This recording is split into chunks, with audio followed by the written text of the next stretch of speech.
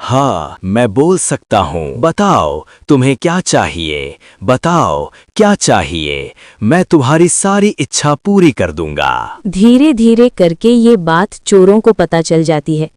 चोर आपस में बात करते हुए कहते हैं, सुनो सब, अब हम उस मुखिया के घर चोरी करेंगे। उस मुखिया ने बहुत धन कमा लिया है, समझ गए ना सब? उधर घर में मुखिया बैठा हुआ था। तभी उसकी पत्नी उसके पास आ जाती है और धीरे से कहती है, सुनिए जी, एक बात पूछूं? आज मैं कैसी लग रही हूँ? सच सच बताइए ना। क्या कर रही हो तुम? मुझे नहीं पता तुम कैसी लग रही हो। मुझे अपना काम करने दो और अभी यहाँ से जाओ। क्या हुआ है आपको? आप मुझसे ऐसे क्यों बात कर रहे हो? धन दौलत पाने के बाद आप बिल्कुल बदल गए हैं। अब आप मुझसे पहले की तरह प्यार से बात भी नहीं करते। अरे ये लड़का भी कितना शैतान हो गया है। जाओ बाहर जाकर खेलो, यहाँ शोर मत मचाओ। मुझे अपना काम करने दो, बार बार परेशान मत करो। पिताजी, पहले आप मुझे कभी इस तरह नहीं डांटते थे। लगता है आप सच में बदल गए हैं। उसके बाद मुखिया का बेटा रोते रोते वहां से चला गया। जब वो बाहर जाकर देखता है तो उसके घर के बाहर कई चोर खड़े हुए थे। वो उन्हें देखकर अपने पिताजी को बुलाता है। पिताजी, चोर, मुझे बचाइए, बचाइए। माँ, जल्दी बाहर आओ, कोई हमारे घर में घुस आया है। ये सब सुनकर मुखिया की पत्नी घबराई हुई हालत में जल्दी जल्दी बाहर आती है। उसके चेहरे पर चिंता साफ दिखाई दे रही थी। अरे जी, जरा बाहर तो आइए। देखिए तो सही, हमारी बेटी को क्या हो गया है? वो कितना घबराया हुआ है। जल्दी आइए और देखिए, यहाँ सच में चोर खड़े हैं। पता नहीं ये लोग क्या करने आए हैं। क्या चोर? अरे बाप रे, लगता है इन्हें हमारे सोने के बक्सों की खबर लग गई है। नहीं, मैं जरा भी देर नहीं कर सकता। मुझे ये सारे सोने के बक्से अभी तुरंत किसी सुरक्षित जगह पर छुपाने होंगे, वरना सब कुछ लुट जाएगा। मुखिया कुछ कर पाता उससे पहले ही देर हो चुकी थी। इतनी ही देर में चोर दबे पांव घर के अंदर घुस आए थे। हाँ मुखिया, बहुत धन जमा कर लिया है तूने। अब चालाकी छोड़ और चुपचाप सारा धन हमारे हवाले कर दे। सुनो रे सब, एक एक कोना छान मारो, इसका सारा धन उठा लो। कुछ भी पीछे नहीं छूटना चाहिए। आज इसे पता चल जाएगा कि दूसरों का हक दबाकर रखने का अंजाम क्या होता है। उसके बाद चोर मुखिया का सारा धन लेकर वहां से चले गए। घर में सब सामान इधर उधर बिखरा पड़ा था। बीबी के रोने की आवाज सुनकर मुखिया घबराकर घर के बाहर आया। उसने चारों तरफ देखा, लेकिन चोर जा चुके थे। अब उसके पास सिर्फ खाली घर और दुख बचा था। बेटा, क्या हुआ है तुझे? अरे सुनो तो, हमारी बेटी को क्या हो गया है? जरा आकर देखो तो सही। ये कुछ बोल भी नहीं रहा। मुझे बहुत घबराहट हो रही है। कुछ नहीं होगा हमारे बेटे को, तुम चिंता मत करो, वो बिल्कुल ठीक हो जाएगा। मैं हूं ना। अच्छा रुको, मैं कुछ करता हूं। क्या करूं?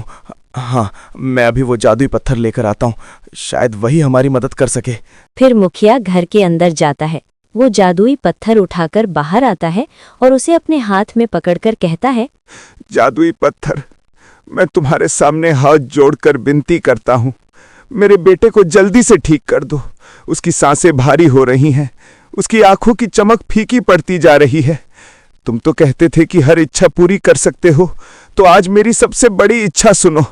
मुझसे बात करो, कुछ तो कहो जादुई पत्थर। जादुई पत्थर बिल्कुल शांत पड़ा था, जैसे उसकी सारी चमक अचानक कहीं खो गई हो। मुखिया के चेहरे का रंग उड़ गया। उसके माथे पर चिंता की लकीरें और गहरी हो गईं। वो घबराई हुई आवाज में खुद से बड़बड़ाने लगा। तभी उसकी पत्नी कहती है, ये सब आपके लालच का ही परिणाम है। आपने धन दौलत की चाह में सब कुछ दांव पर लगा दिया और आज उसी का फल हमारे सामने है। आप एक काम कीजिए, अभी तुरंत कोलू को बुलाकर लाइए। हो सकता है ये जादुई पत्थर उसी से बात करे, क्योंकि पहले भी उसने उसी की आवाज़ सुनी थी। जल्दी जाइए, देर मत कीजिए, शायद अभी भी सब कुछ संभल सकता है। हाँ, यही ठीक रहेगा। तुम यहीं रुको, मैं अभी तुरंत गोलू को बुलाकर लाता हूँ। शायद वही इस जादुई पत्थर से बात कर पाए और हमारी समस्या का हल निकल आए। तुम चिंता मत करो, मैं अभी जाता हूँ और उसे लेकर वापस आता हूँ। बेटा, तुझे क्या हो गया है? तू कुछ बोल क्यों नहीं रहा? मेरा दिल घबराया जा रहा है। तू बिल्कुल चिंता मत कर। तेरे पिताजी अभी गोलू को बुलाने गए हैं। जैसे ही वो आएगा सब ठीक हो जाएगा। हिम्मत रख मेरे लाल, हम सब तेरे साथ हैं और भगवान सब अच्छा ही करेंगे। इतनी ही देर में मुखिया जल्दी जल्दी कदम बढ़ाता हुआ गोलू को लेकर घर लौट आता है। उसके चेहरे पर घबराहट भी थी और उम्मीद भी। वो गोलू को अपने बेटे के पास ले जाता है और कांपती हुई आवाज में कहता है, देखो बेटा गोलू, तुम तो इसके दोस्त हो ना।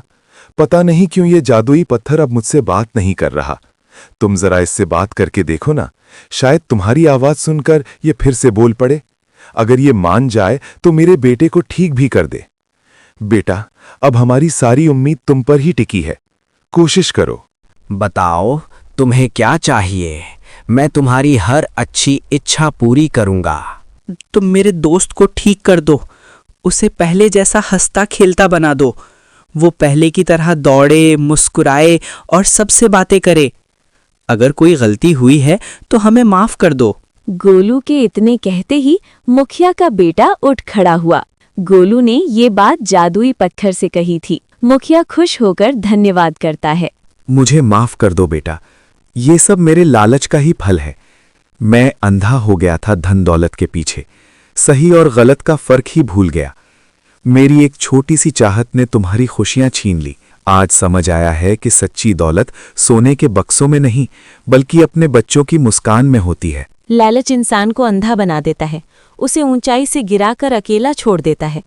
लेकिन जब वही इंसान सच्चाई का रास्ता अपनाता है और मेहनत को अपना साथी बना लेता है तो वो फिर से मजबूती से खड़ा हो जाता है। असली जादू किसी पत्थर में नहीं छिपा होता। असली जादू तो इंसान के साफ दिल, अच्छे इरादों और सच्चे कर्मों में बसता है।